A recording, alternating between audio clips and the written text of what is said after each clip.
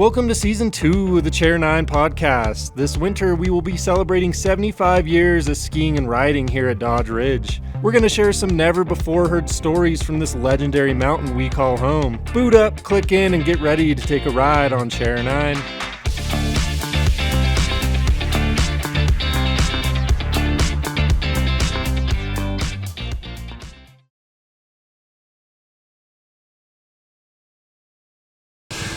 All right, everyone, welcome back to another episode of the Chair 9 podcast. Today I'm accompanied by Stephen Duke. Stephen, if you want to introduce yourself to the listeners and kind of talk about where you grew up and your connection here to Dodge. Yeah, thank you for having me. Yeah. It means a lot to be back. It means a lot to be back on such a glorious powder day. Yeah.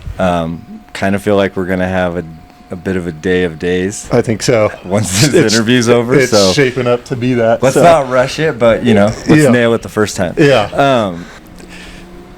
So my name is Stephen Duke. I was raised in the foothills a little further north of here, actually between I-80 and 50. Okay. Gold country, if you will. I snowboarded for Santa Cruz Snowboards from my late teens through most of my 20s.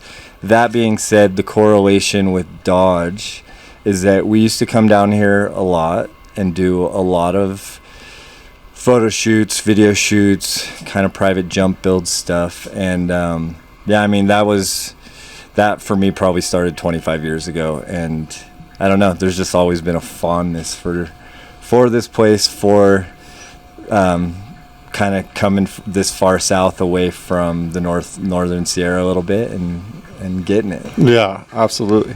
So you said that you were a teen and you kind of got involved with Santa Cruz and became a rider for them. How did that come about? Yeah, I was a shop kid in Auburn, California, a shop called Boards in Motion. It was a bit of a legacy, kind of long-standing skate snow shop in Auburn. Started working there when I was 16. Loved it. Kind of a dream job. I still think about it. Well, I still hang out with shop kids a lot. Yeah. Milo is up in Auburn now, and they crush it. But a lot of their kids, like it's the funnest job. Yeah. I mean, you are working, you are a salesperson, but it is the funnest. I mean, when that's your love, like your entire reason for being, to like exist in it all the time is pretty awesome. Anyway, I worked at Boards in Motion, as one does. You get to know sales reps, you get to know kind of a certain side of the industry. As much as I worked there, I was just about the snowboarding. Yeah. Would find any free time to get up to Donner Summit, hike ASI and the Donner Backcountry. When that made sense, night riding at Squaw Valley back then. Yeah. When they had it, night riding at Boreal after school, just whatever could be done to be on snow.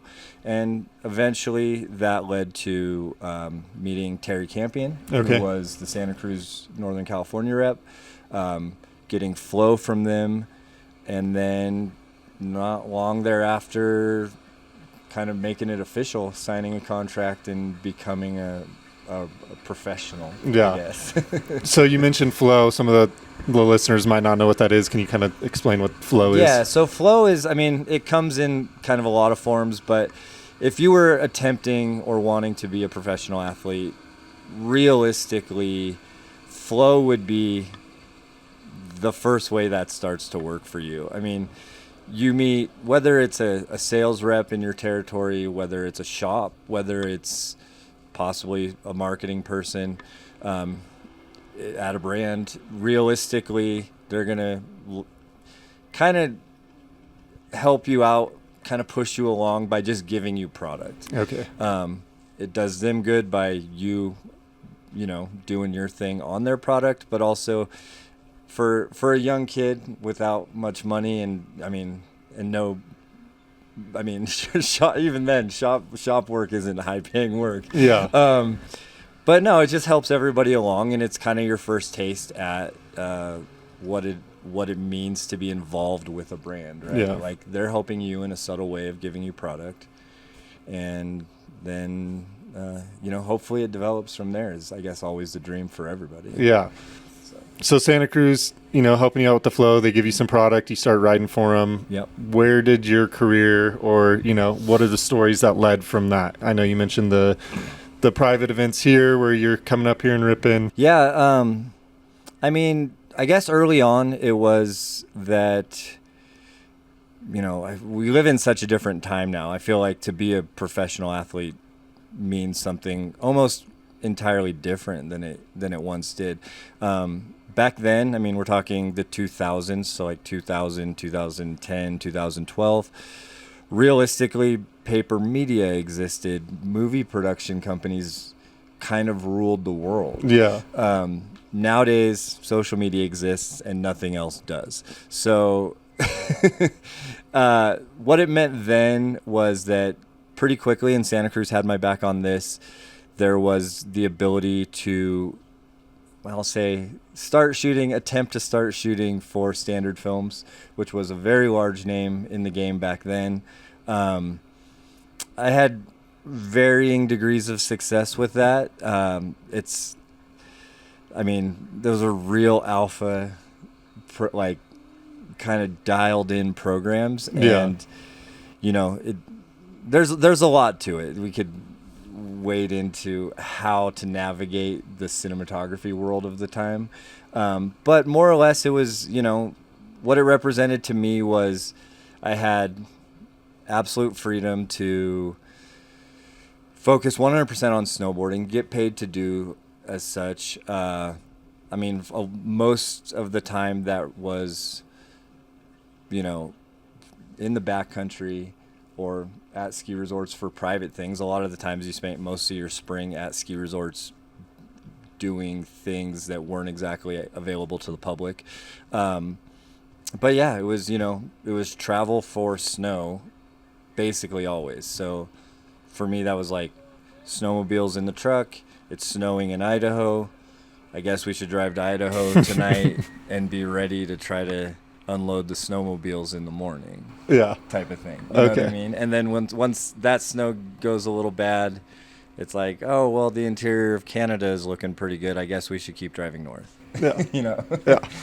So were there some other riders that you were involved in this group with? Like, how did, Absolutely. Who makes it in the truck to go to these, know? So I mentioned, like, initially when I was young, worked with Standard Films a little bit, and then pretty quickly my true friends, closer affiliates, whatever you want to call that, began a movie production company called Neoproto, which then became People Films, which then People eventually became a part of MacDog Productions, which was a very big name in snowboard production as well. But that was great. It kind of helped me it just pulled everybody together. Like, the Santa Cruz team of the day was myself, Robbie Sell, Curtis Woodman, Mike Branzel. It developed a bit after that, but that was kind of the Tahoe, Northern California contingent of the team. And to that end, I'd known Curtis since he was probably 9 years old or something, like exceptionally young. I'd met Robbie at like 16. So we were friends, and we were also teammates. And to that end, that was really, really beautiful. Not to mention Pierre Minhondo, rest in peace, who started Neoproto and then People, was in North Tahoe. A lot of cinematography was based out of North Tahoe then. But Pierre was there. We were friends. Everybody involved in those initial movies and further down the line with People Films were all very good friends. Yeah. So, yeah, it was pretty magical. Like I said, it was like, who made it in the truck, or who was I rallying behind or in front of on long road trips? Any number of them, but, like Pat McCarthy stands out. Rail trips with Nima Jalali stand out. But there were so many. Over the course of time, probably 25 plus characters flowed through that video production company. Okay. So it was a lot. Yeah. Oh, that's great. Do you think it's an okay term to use that you guys were kind of pioneers at that day and age, or do you think that's a bit of a stretch?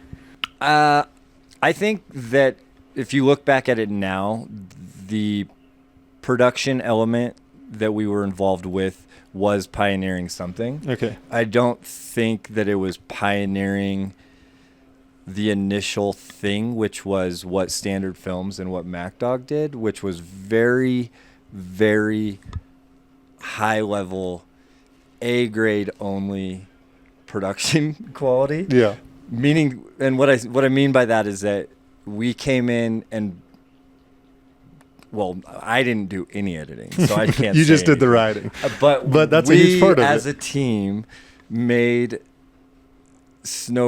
we as a unit made snowboarding movies that had a lot more of a lifestyle element to them, had a lot more of a behind the scenes and artistic element to them.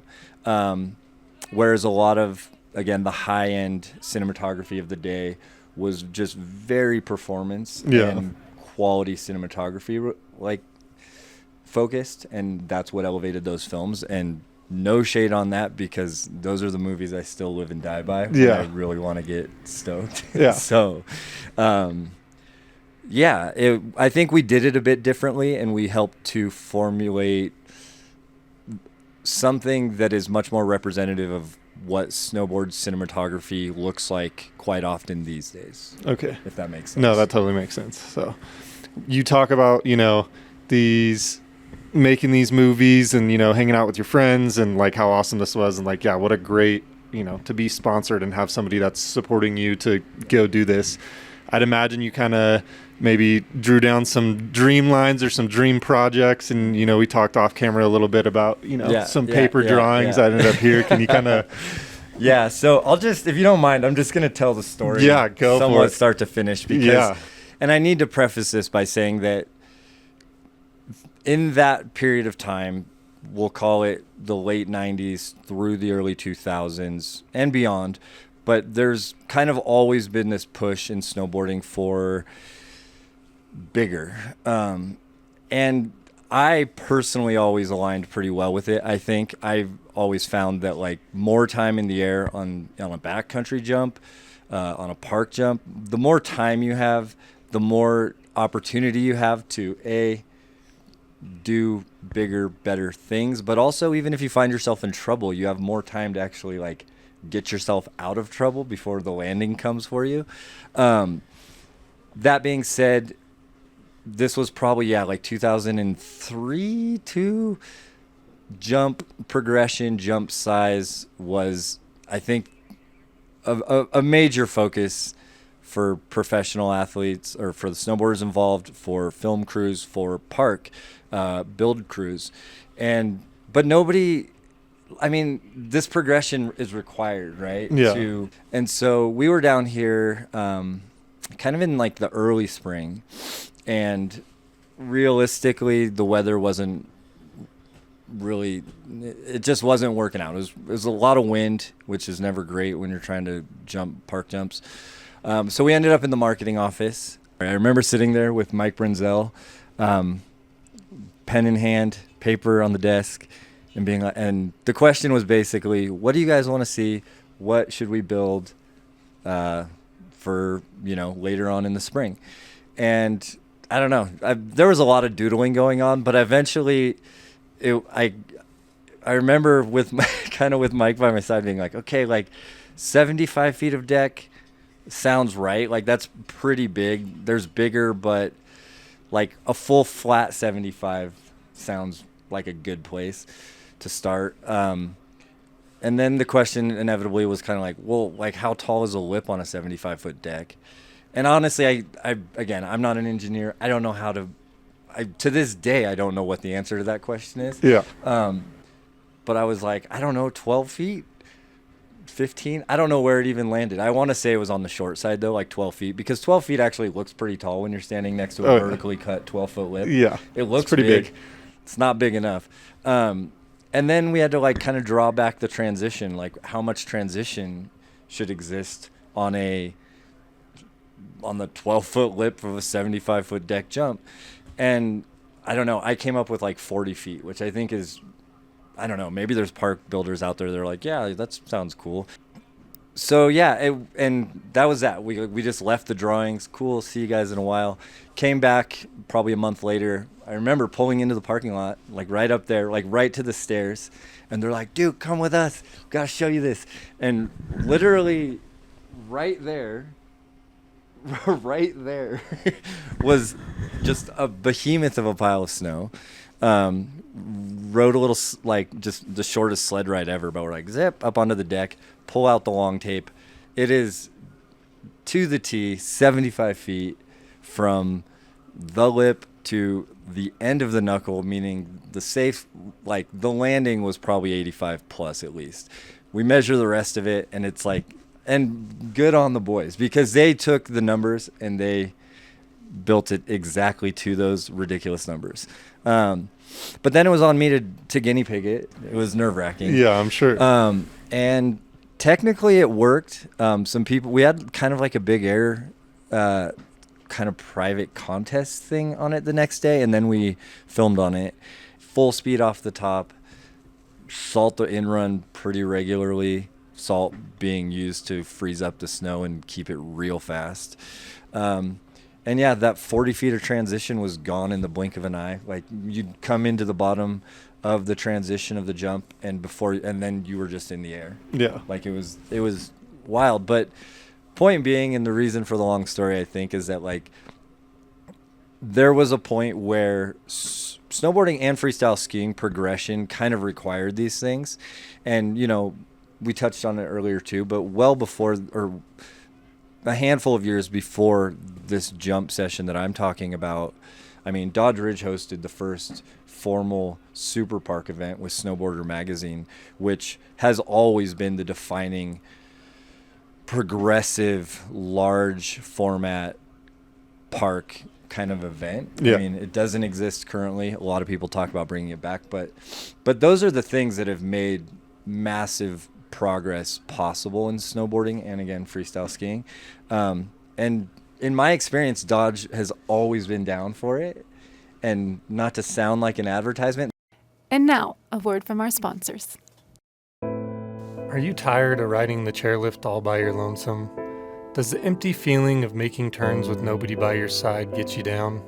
Get stoked again and grab the Dodge Ridge Party Pack for you and all your friends. 4 tickets any way you want them for $469. Purchase now at dodgeridge.com. That's just the truth. Like, my experience is, like, back then we could come up with the most ridiculous things, and operations would put in the hours to see those things through as best as they possibly could.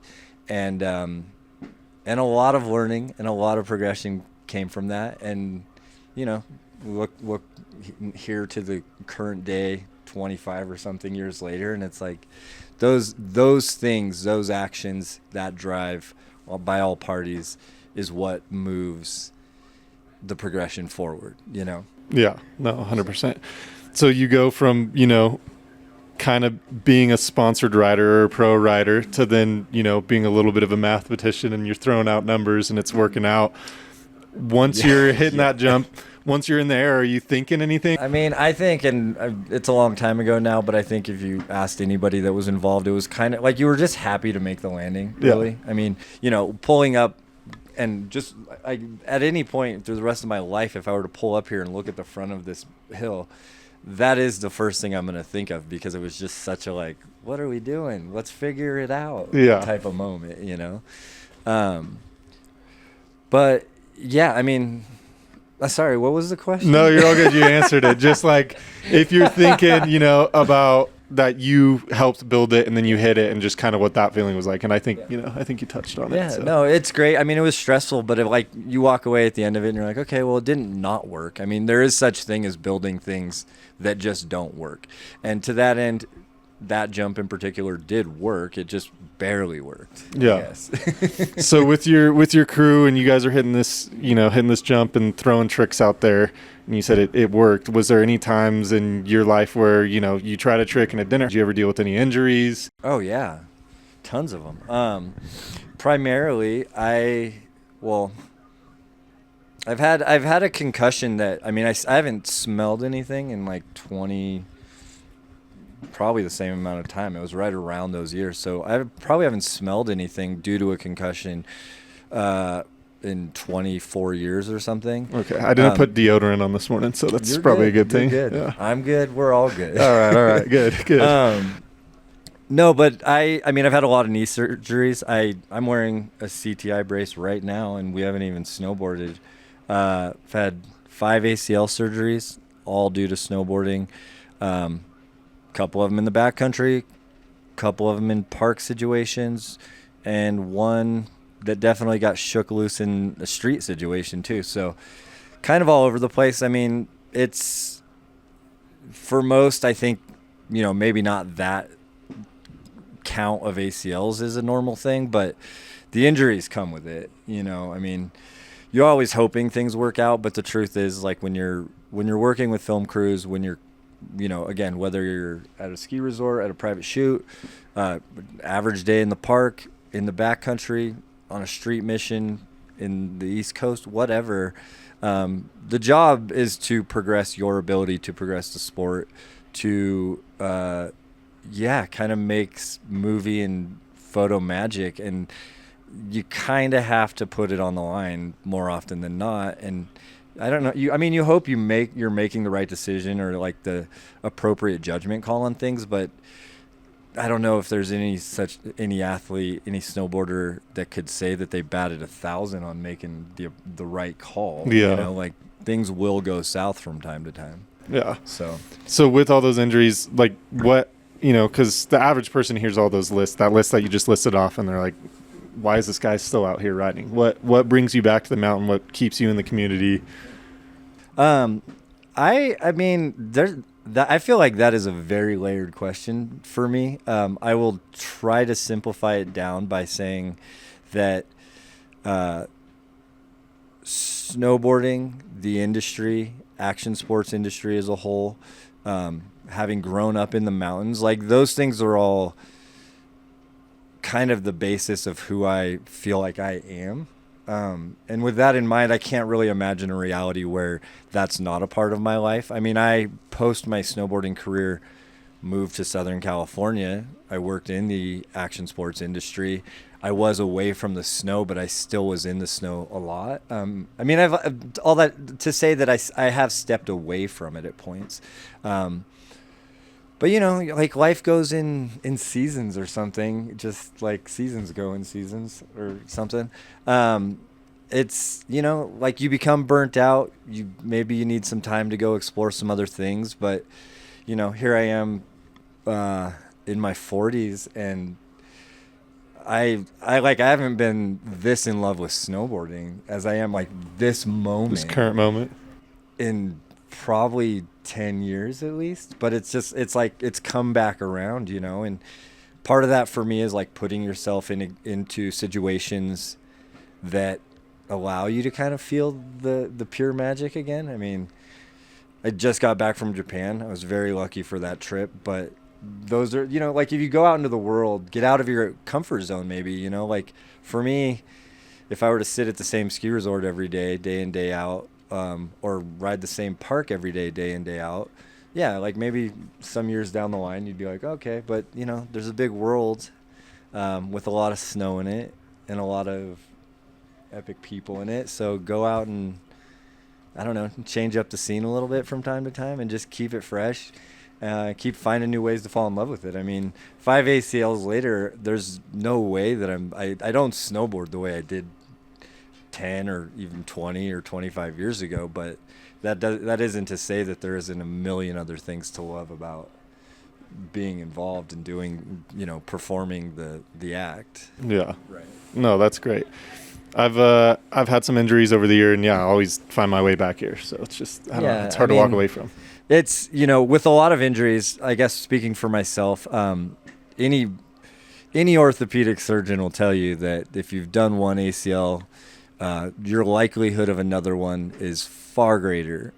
So, like, I've known that my whole life. It's like, I mean, yeah, like it keeps happening, and you address it, and it's a little speed bump. Most injuries could be considered speed bumps at worst.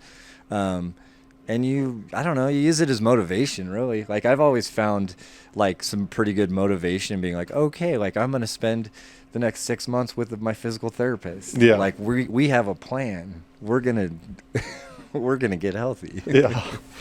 That's awesome. So you've been around for a while. You're sharing these stories and you're talking about progression and, these tricks.